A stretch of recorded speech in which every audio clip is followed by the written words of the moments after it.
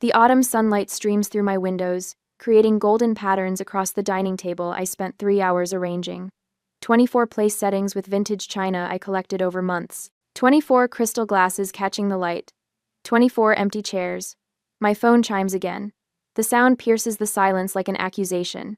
I've been avoiding it for the past hour, but the notifications won't stop. With trembling fingers, I pick it up, the weight of it suddenly unbearable. The screen illuminates with a flood of social media alerts. And there they are, all of them. Mom and Dad beaming beside Brandon, in what must be his new apartment. Aunt Susan raising a champagne flute. Uncle Robert with his arm around my cousin Melissa. Grandmother looking frail but happy in the corner of the frame. My mother's caption reads, "So proud of our boy's first home purchase. The Taylor family is celebrating Brandon's big milestone." I swipe to the next photo. More family, more smiles, more champagne. Then a video starts playing. Brandon, his perfectly white teeth flashing as he laughs with two of our cousins. Macy's always showing off with her fancy renovation posts. Today is my day. The phone slips from my hand, clattering onto the table. I press my palm against my mouth, but it doesn't stop the sob that escapes. Tears blur my vision as I stare at the untouched appetizers, the wine I splurged on because Dad loves a good Cabernet, the homemade rolls cooling in their basket. Just hours ago, I was humming as I moved around this kitchen. I woke before dawn, too excited to sleep. The morning light had barely touched the old oak floors as I reviewed my handwritten checklist. The invitations sent weeks ago promised a 2 p.m. celebration of my first home. This 1,920 seconds. Craftsman I'd poured my savings and 9 months of sweat equity into restoring. "You're going overboard again," Rachel had said, watching me arrange flowers in the vintage blue vases I'd collected specifically for this day. But her smile was kind as she helped me polish the silverware that once belonged to my grandmother. "I want everything to be perfect," I'd explained, adjusting a napkin for the 4th time. "Mom said the house was too small when I bought it. Dad thought the neighborhood was questionable. I need them to see what I've created here." Rachel had squeezed my shoulder. "They should be proud of you regardless." The first sign of trouble came at 1:45 p.m., a text from Mom. "Running a bit late, start without us." By 3:30, my co-workers Jane and Peter had arrived. My elderly neighbor Mrs. Eleanor brought homemade pie. 3 friends from college showed up with wine and heartfelt hugs. But no family. By 4:15, I'd called my parents 7 times, straight to voicemail. Brandon wasn't answering either. My text to aunts and uncles went unread. At 5:08, Aunt Susan finally answered. "Honey, aren't you coming to Brandon's housewarming?" she asked, the background noise nearly drowning her voice. "He bought an apartment downtown. Everyone's here celebrating. Your parents said you knew." My throat tightened. "Brandon rents his apartment. He didn't buy anything." A pause. "Well, that's not what he told everyone. Anyway, he scheduled this last week. Said it was important to him. I sent invitations to my housewarming a month ago," I whispered. "Today, at 2 o'clock. Another pause, longer this time. "Oh dear. Well, we're all here now, but maybe you could stop by later? After your little gathering?" I hung up. Now I sit surrounded by empty chairs meant for people who chose not to come. The loyal 7 who did show up exchange worried glances across the table, laden with cooling food. Mrs. Eleanor, 83 and sharper than most people half her age, rises from her chair. She lifts her glass, her gaze steady and fierce. "Don't let empty chairs steal your joy, dear. Today is Macy's Day." "Kai?" The others raise their glasses. Rachel leans close, her voice soft against my ear. "This is your real family, Macy. The ones who choose to be here." My phone lights up again. Mom calling. 7 pairs of eyes watch me, concern etched across their faces. I silence the ringer with one decisive movement and raise my glass to Eleanor's toast. "Not today," I say, my voice steadier than I expected. Today is about the people who showed up. 3 hours later, the last guest waves goodbye, disappearing into the darkness beyond my porch light. Only Rachel remains, helping me wrap leftovers that will feed me for days, a bitter reminder of the empty chairs.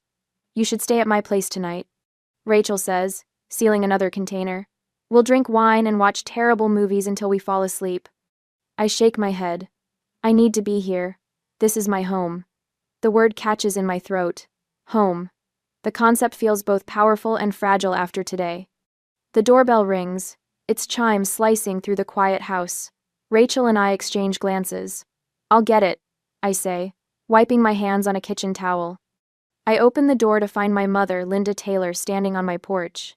Her pearl earrings catch the light as she looks past me into the house, scanning what she can see of my living room. "May I come in?" she asks, not waiting for an answer as she steps forward. I step aside, my stomach tightening. She walks through my entryway, her eyes traveling over the refinished hardwood floors, the original crown molding I spent weeks restoring, the vintage light fixture I hunted down at 3 different antique stores. "It's nice," she says, with a slight purse of her lips, smaller than it looked in pictures. "It's..." The familiar sting of her dismissal burns through my chest. Rachel appears in the doorway between the kitchen and living room, her presence a silent support. "Mom, why are you here?" I ask. Linda drops her purse on my sofa and turns to face me. "Honestly, Macy, I don't understand why you're making such a big deal about today. You're always competing with Brandon, making him feel small. He's finally doing something positive with his life, and you couldn't even show up to support him." The audacity of her statement leaves me momentarily speechless. Rachel's sharp intake of breath is the only sound in the room. "I couldn't show up. I finally managed, because I was here, hosting my own housewarming that I invited all of you 2 weeks ago." "Well, these things happen," she says with a wave of her hand. "You know how busy we all are. Brandon only decided on his housewarming a week ago. He was so excited about it. I feel something shift inside me. A week ago? But my invitations went out 4 weeks ago." Linda busies herself adjusting a pillow on my sofa. "Brandon has been going through a rough patch. When he told us he was hosting a little gathering, we thought it would be good for him. Give him some confidence." "He told you it was a rental apartment, not a purchase, right?" I ask, my voice steadier than I feel. Linda's fingers freeze on the pillow. "Well, you know how your brother is with details. What matters is that he's finally taking some initiative." "Mom," I say slowly, realization dawning, "did you know Brandon scheduled his party on the same day as mine?" Her silence answers my question more clearly than words could. "You knew," I whisper. "You all knew. And you helped him pretend he bought a place when he's just renting." The betrayal slices deeper than I thought possible. "You staged a fake celebration to deliberately overshadow mine." "Now, you're being dramatic." Linda straightens, her defense mechanism kicking in. "Not everything is about you, Macy. Brandon needs our support more than you do. You've always been the independent one." "Independent?" The word catches fire in my throat. I've been independent because I had to be. My entire life, you've ignored my achievements while celebrating Brandon's mediocrity. Linda's eyes widened. I've never spoken to her this way before. "When I made the honor roll, you were too busy at Brandon's average football games to attend the ceremony. When I got my scholarship, you spent the night consoling Brandon because he didn't get his, even though he barely maintained a C average." My voice grows stronger with each word. "I worked 3 jobs to put myself through graduate school while you paid Brandon's rent after he dropped out of community college. I saved for 7 years to buy this house while you funded one failed business venture after another for him. We've always supported both of you equally," Linda protests, but the lie hangs hollow in the air between us. "I spent $62,000 and 9 months renovating this house myself," I continue, trembling now. "Every weekend, every vacation day, every spare hour after work. Meanwhile, you criticized my wasteful purchase in a questionable neighborhood without ever bothering to visit." Linda's face hardens. "After all we've done for you. What exactly have you done for me?" The question erupts from someplace deep and wounded. "Name one thing you've done to support my dreams the way you support Brandon's." Her silence stretches between us. Rachel stands witness to a confrontation decades in the making. "This house is mine," I say, walking to the front door and pulling it open wide. "Earned by me. Get out." Linda's mouth opens in shock. This is not how our conversations end. Usually, I apologize for upsetting her, for being difficult, for existing in a way that requires more than she's willing to give. "Macy Elizabeth Taylor, you do not speak to your mother that way." "I just did," I reply, my voice calm despite the storm inside me. "Please leave." She gathers her purse, her shoulders stiff with indignation. "Your father will hear about this." "I'm sure he will." As the door closes behind her, I lean against it, feeling both hollow and somehow fuller than before. Rachel approaches quietly, wrapping her arms around me. "I'm proud of you," she whispers. Morning sunlight streams through my kitchen windows when the doorbell rings again. I've barely slept, replaying last night's confrontation in endless loops. When I open the door, my father, Charles Taylor, stands on the porch alone, his tall frame slightly stooped, his expression uncharacteristically uncertain. "May I come in?" he asks softly. I step aside wordlessly. Unlike my mother, he pauses in the entryway, taking in the details of my home with genuine attention. "Could I see it?" he asks. "The house, all of it." I lead him through each room: the kitchen with its restored original cabinets, the living room with built-in bookshelves I sanded by hand, the office where I work remotely 2 days a week, the guest bedroom that Rachel helped me paint a soft sage green. In my backyard, he stops by the vegetable garden beds I built last month. "You did all this yourself?" he asks. "Most of it," I answer. "Friends helped with the bigger projects." He nods slowly. "It's beautiful, Macy. You've created something special here." The compliment, the first genuine one I can remember from him, lands awkwardly between us. "Brandon told everyone he bought the place," he says suddenly. "We knew it wasn't true." The confirmation of their deliberate deception still stings, even though I already knew. "Your mother is very upset," he continues. I recognize the familiar pattern, the attempt to re-establish control through guilt. "Perhaps if you apologized, we could put this behind us." "I won't apologize for telling the truth," I reply, "or for expecting basic respect." His expression hardens slightly. "You know, Macy, we're not getting any younger. And our estate." "I don't need your money," I interrupt. "I never did." Something shifts in his face: anger, perhaps, at losing the leverage he thought he had. But in that flash of emotion, I see something else, the pattern that has defined my entire life. "You gave Brandon 3 business loans," I say quietly. "The sports equipment shop that closed in 6 months, the food truck he sold after 3 weeks. The investment scheme was actually a pyramid scheme." "He has potential," my father replies automatically. "He just needs support to find his way." "And what about me? Did I ever have potential worth supporting?" His silence speaks volumes. A car pulls into my driveway. Rachel emerges with an older woman I recognize as her friend, Dr. Elaine Foster. Behind them, Mrs.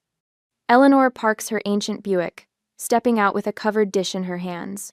My phone chimes with messages from coworkers who attended yesterday, sending photos and supportive texts.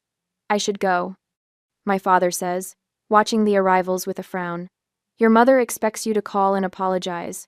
The family has been through enough drama." "You can't threaten me with family estrangement when that's already my reality," I reply, walking him to the door. He pauses on the threshold. "This isn't how family treats each other, Macy." "I know," I say quietly. "That's the problem." As the door closes behind him, I lean against it, exhaling slowly. "Doctor." Foster approaches, her kind eyes assessing me with professional interest.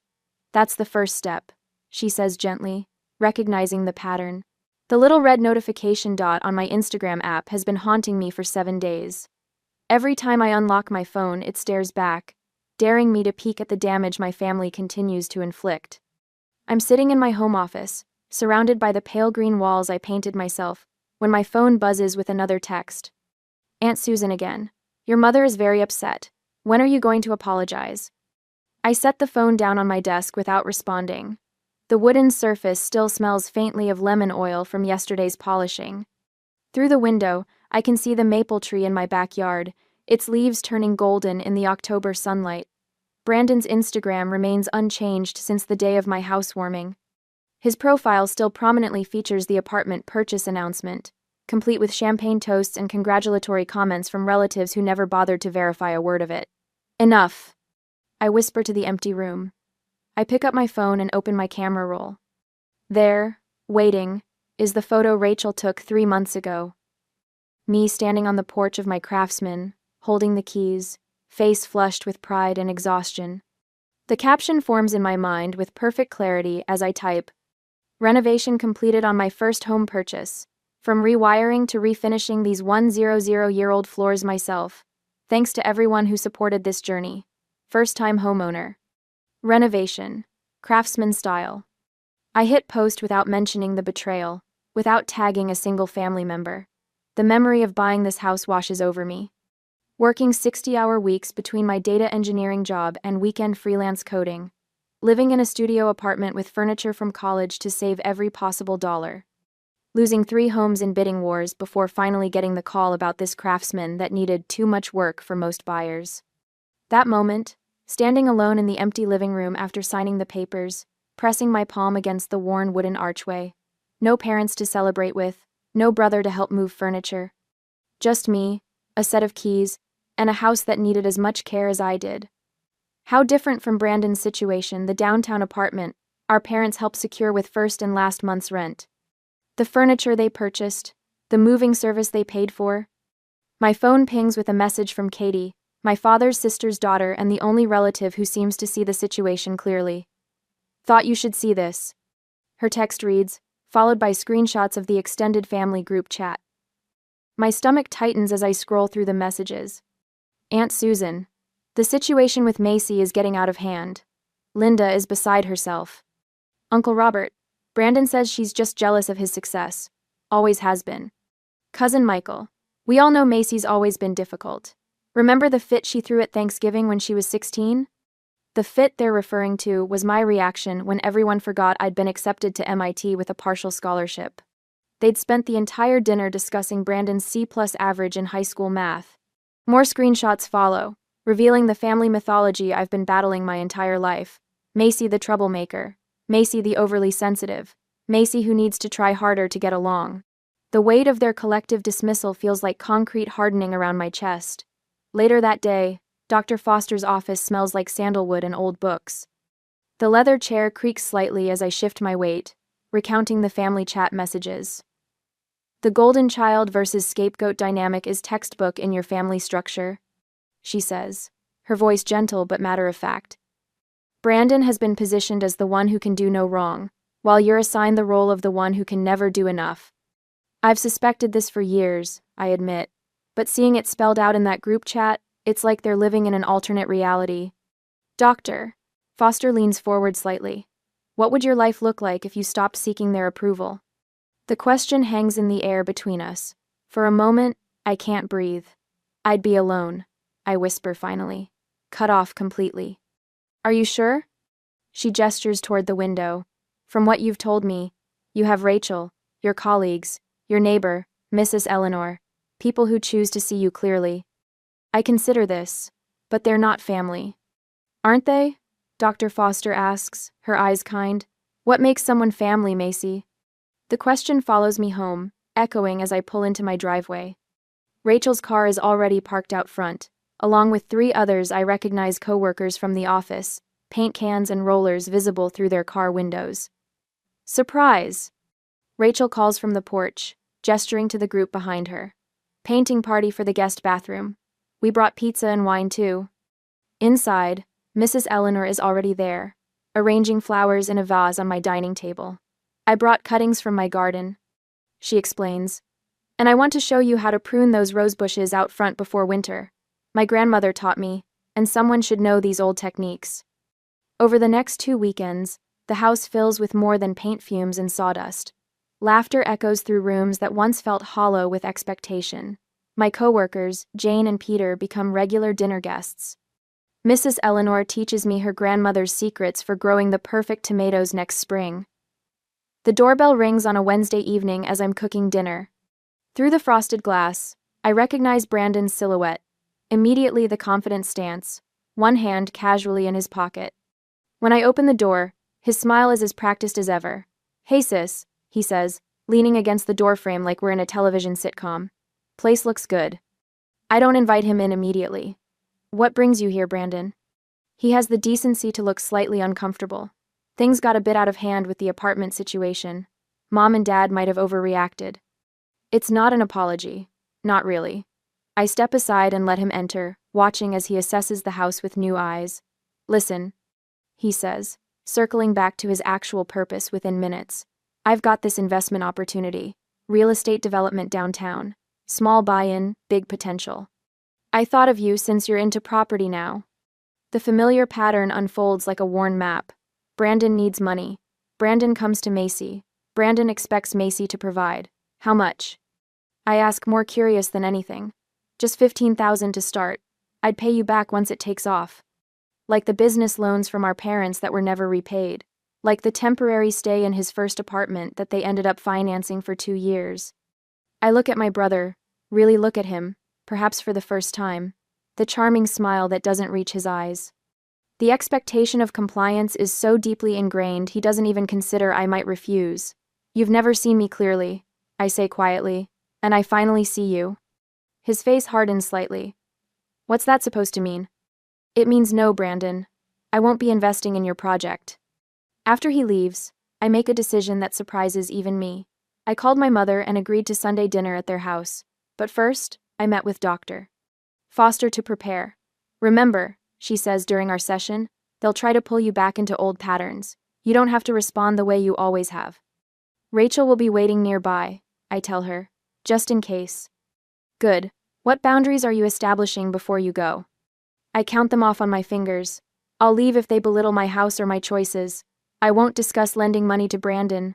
I won't stay longer than 90 minutes. Dr. Foster nods. And what's your purpose in going?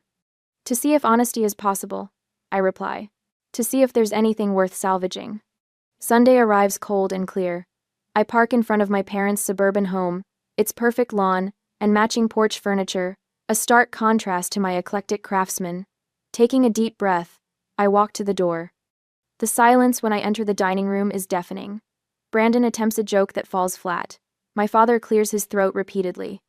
My mother busies herself with serving dishes, avoiding eye contact. Thank you for coming, Macy, my father finally says. I take my seat at the table. I'm here to see if honesty is possible. The words land like stones in still water. No one seems to know how to respond to direct communication. We make it through most of dinner with strained small talk about weather and neighbors. My mother asks about my job but interrupts before I can fully answer. My father inquires about the house but winces when I mention the new water heater I installed myself. The tension breaks when my mother sets down her fork with a sharp click against fine china. I don't understand why you had to buy such an expensive house, she says. All that money when you could have had something more reasonable, like Brandon did. The lie hangs in the air between us. I stand up slowly, a napkin placed carefully beside my half-eaten meal. I didn't come for more lies, I say, my voice steadier than I expected.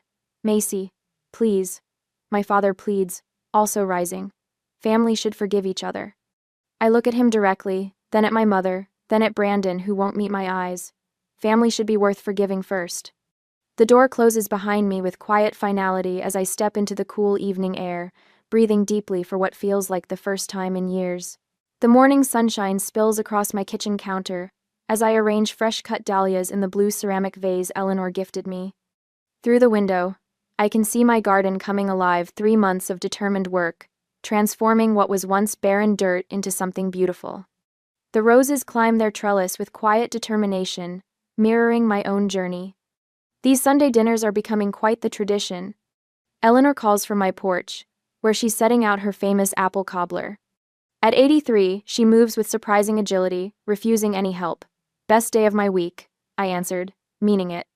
The house feels different now, fully mine in a way it wasn't before. The dining room table that once displayed my family's absence now regularly hosts laughter. Rachel brings board games. Peter from work brings his guitar. My colleague Samantha brings her daughter who chases fireflies in the garden at dusk. I've grown comfortable with the rhythm of limited family contact. Dad calls occasionally, awkward but trying. Mom sends formal texts about neighborhood events I never attend. Brandon sends nothing, which is its own kind of peace. Until today. My phone vibrates against the countertop. Rachel glances over from where she's chopping vegetables. Your face just did that thing, she says. I turn my phone toward her. On the screen, Brandon's social media announcement glows. She said yes. Jennifer made me the happiest man alive. Engaged. Finally found the one. The photograph shows him beaming beside a pretty blonde woman, her left hand prominently displayed with what appears to be a diamond large enough to require its own zip code. Wow. Rachel says, didn't they just start dating last month? 5 weeks, I confirm, scrolling to read the comments. Relatives I haven't heard from in months have already liked and commented. My parents leading the congratulatory parade. My phone rings. Mom's name flashes on the screen. Macy. Her voice is unnaturally bright when I answer. Have you seen Brandon's wonderful news? We're just thrilled. Jennifer is absolutely perfect for him. I press my fingertips against my temple. Congratulations. We're planning an engagement party in 3 weeks. The whole family will be there. She pauses meaningfully. This is important, Macy. Family obligations come first, especially for something this significant. The familiar pressure builds in my chest, the weight of expectations wrapped in guilt. I'll think about it, I say, instead of my usual automatic agreement. Think about it? Her voice rises. This is your brother's engagement. After everything we've done for you. I need to go, Mom. Sunday dinner guests arriving. I end the call before she can respond, my hands surprisingly steady. Within the hour, my phone fills with messages from aunts, uncles, and cousins, all variations on the same theme. Family comes together for important moments. Your brother would be there for you. Time to put differences aside. The most telling comes from Aunt Susan. Your mother mentioned you might help with wedding expenses since Brandon is between opportunities again. Rachel reads over my shoulder and makes a sound between a laugh and a snort. Of course, the golden child needs another bailout. Dr. Foster's guidance from our last session echoes in my mind. You don't need to respond to every crisis. Selective engagement protects your peace. I craft one careful message and send it to Brandon. Congratulations on your engagement. I wish you both happiness. Nothing more, nothing less. The others receive variations of, thank you for letting me know. I'll consider my schedule when the invitation arrives. Look at you, setting boundaries like a champion. Rachel says, squeezing my shoulder. Dr. Foster would be proud. I agree, surprised by the lightness in my chest where dread usually lives. Sunday dinner unfolds with the comfortable familiarity of the chosen family. Eleanor tells stories about her late husband's gardening disasters. Peter plays a new song he's working on. Rachel teases Samantha about her crush on the new IT director. No one mentions weddings or family obligations or my duty to show up and pretend. No one suggests I should help pay for someone else's celebration. No one questions my worth. 2 days later, an unfamiliar number appeared on my phone. Is this Macy? It's Jennifer, Brandon's fiancée. My grip tightens. Yes. I hope this isn't inappropriate, but I'd like to meet you. Just us. Her voice lacks the polished charm Brandon typically seeks in women. There's something refreshingly direct about her. May I ask why? A pause. I saw what happened at your housewarming through old photos and comments. I've noticed how your family talks about you when you're not there. Another pause. I need to understand what I'm marrying into. The unexpectedness of her honesty catches me off guard. Coffee at Riverdale Roasters tomorrow at 2? I'll be there, she says, relief evident in her voice. That evening, Dad appeared on my doorstep, a cardboard box tucked under his arm. May I come in? I step aside, noting his careful respect for my threshold, a small but significant change from his previous entitled entries. He places the box on my coffee table. Found these in the attic. Thought you might want them. Inside are family photographs I've never seen me at 5, proudly holding a science fair ribbon, me at 12, sitting in Grandpa's workshop learning to sand wood, me at 16, beaming in front of the used car I bought with my own savings. I took these, Dad says quietly. Your mother thought it was silly to waste film on everyday moments. My throat tightens as I lift a photo of myself in a graduation cap and gown, face alight with achievement. Dad stands beside me, a rare smile on his face. We failed you, he says simply. I failed you. The words I've waited decades to hear land with surprising weight.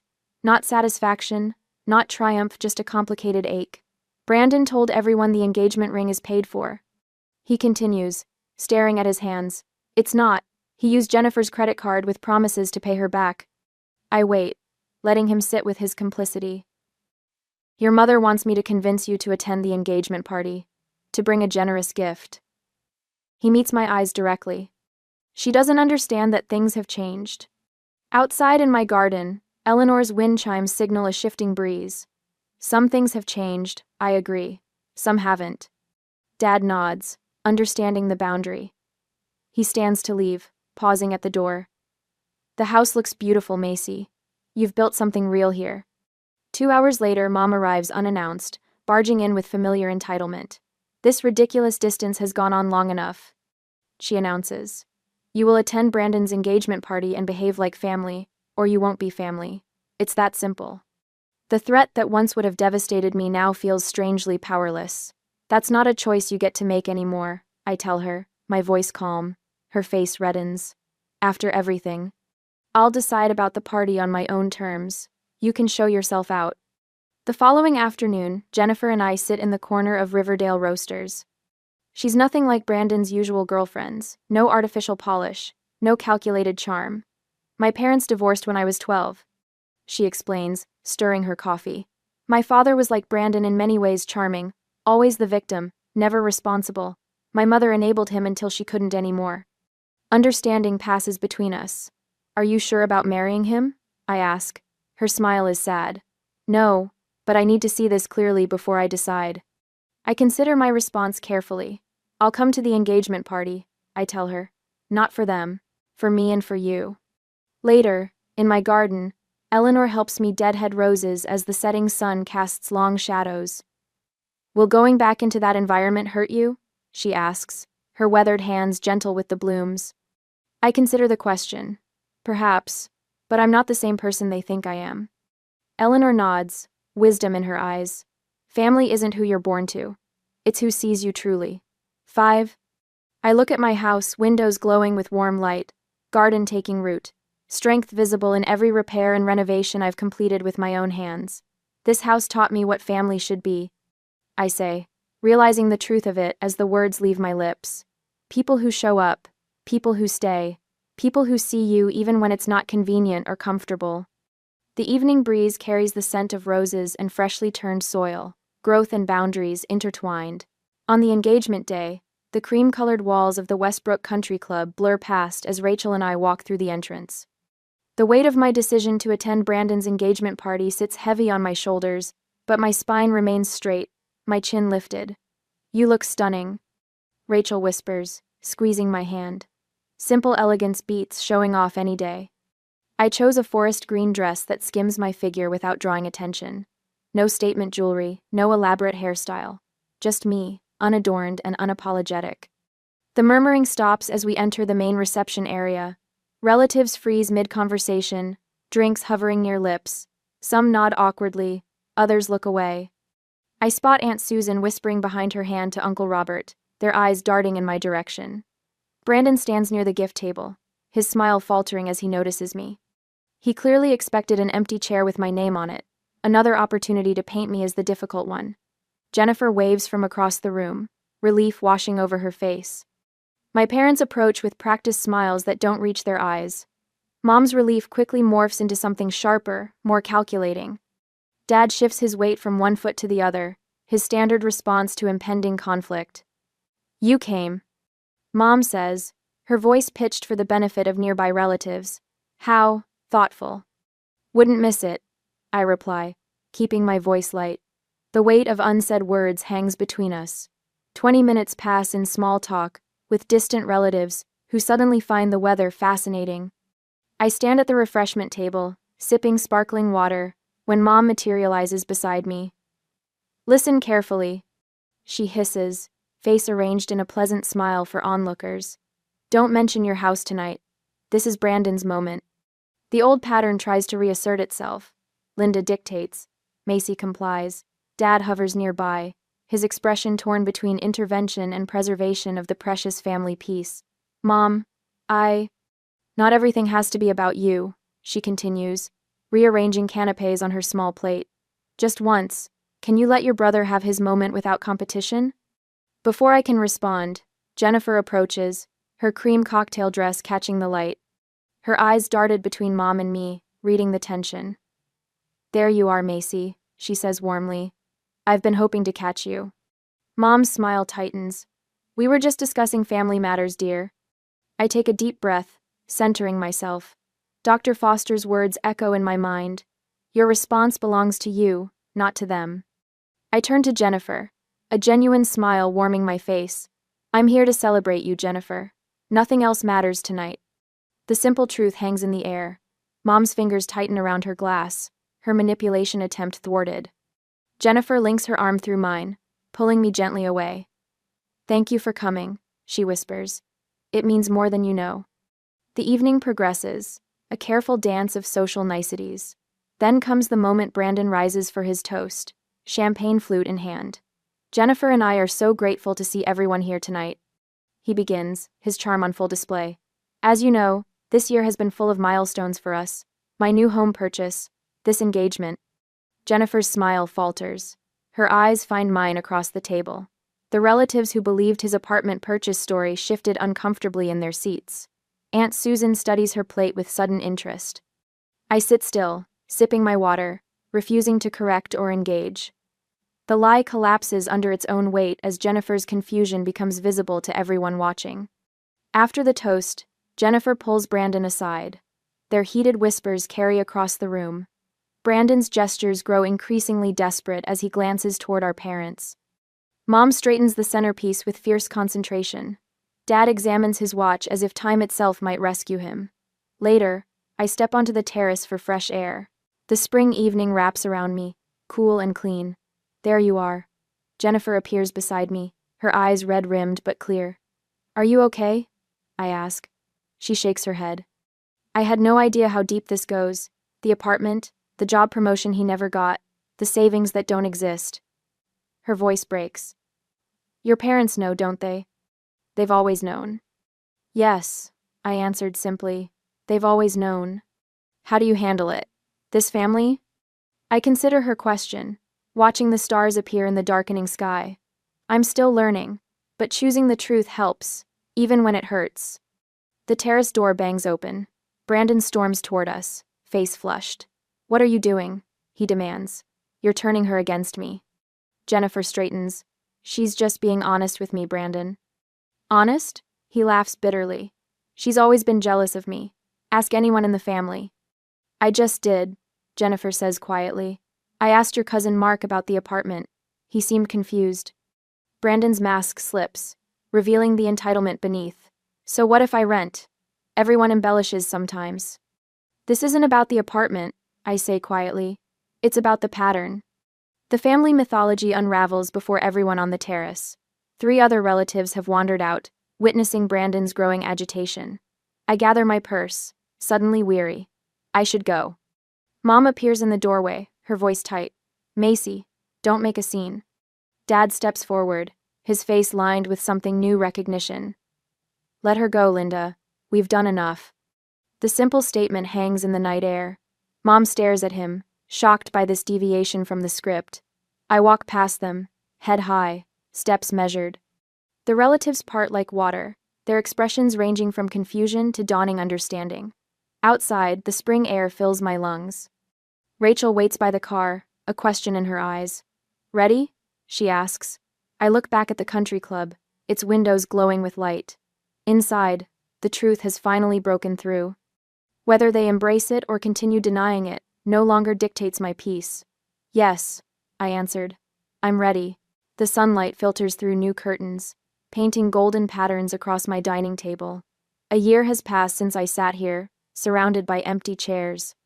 Today, 8 place settings await, with vintage blue vases holding roses from my garden. 8 chairs that will be filled by people who choose to be here. I run my fingers across the oak table, remembering how it felt that day when my phone revealed the truth about my family. The memory stings less now, dulled by time and healing. "Doctor." Foster calls this progress. "Something smells wonderful," Rachel says, appearing in the doorway with a bottle of wine. She's been here since dawn, helping prepare for tonight's dinner. Our Sunday tradition for almost a year now. "Eleanor's recipe," I answer, smiling as I adjust a napkin. She swore her pot roast could heal anything. The walls around us tell our story better than words could. Photos of my chosen family fill spaces once reserved for blood relatives. Rachel and I painted the living room. Peter and Jane from work helping install bookshelves. Mrs. Eleanor taught me to plant hydrangeas before her health declined last winter. "You should see the garden," I tell Rachel, leading her to the back door. "It's wonderful." Outside, the yard has transformed from barren dirt to vibrant life. Eleanor's gardening lessons weren't just about plants. Gardens teach patience. She told me during our therapy sessions. Some relationships bloom quickly, others take seasons of care, and some never take root at all. Dr. Foster and I meet monthly now instead of weekly. Yesterday, she asked what I've learned in a year. I've learned to build fences, I answered. Not just the white picket one outside, but boundaries that protect what matters. At work, I mentor Alexis, a young engineer whose mother criticizes her career choices. Yesterday, she texted, "Your advice changed everything. I told Mom no to the family reunion. First boundary ever." The doorbell chimes, pulling me back to the present. Rachel squeezes my shoulder before I answer it. My father Charles stands on the porch, holding a potted plant, uncertainty etched across his face. Our monthly coffee meetings have been awkward but honest steps toward something new. "I thought your garden might have room for this," he says, offering a small lilac bush. "Your grandmother had one at our first house." I accept it with a genuine smile. It's perfect for the corner bed. Inside, Charles takes in the transformed space, the home my mother still refuses to visit. She remains locked in her narrative where Brandon deserves endless chances, and I remain ungrateful. Brandon blames Jennifer for leaving him after the engagement party truth came out. Last I heard, he moved back home, still spinning stories about opportunities just around the corner. The doorbell rings again. More chairs fill as my chosen family arrives. Laughter echoes through rooms once filled with silence. Charles watches from the periphery, his presence both foreign and familiar. When everyone is seated, Mrs. Eleanor's empty chair, an honored absence among us. Jane raises her glass. "To the house that truth built," she says, echoing Eleanor's words from her final visit. Later, as twilight softens the edges of the day, Charles finds me on the porch. "You built something beautiful here," he says quietly. "In this house and in your life." I hear what remains unspoken. Regret, admiration, the complex tangle of a relationship that may never fully heal, but might still grow into something true. Inside, more friends arrive for dessert. My home glows with warmth visible from the street, so different from that empty house of a year ago. I welcome new guests at the door, catching glimpses of the family I've created. The realization settles in my chest like a deep breath. True family sees you clearly and chooses to stay. As night falls, I look back at my home filled with conversation and connection. Sometimes you set a table for 24, but only 8 show up, and those 8 become everything.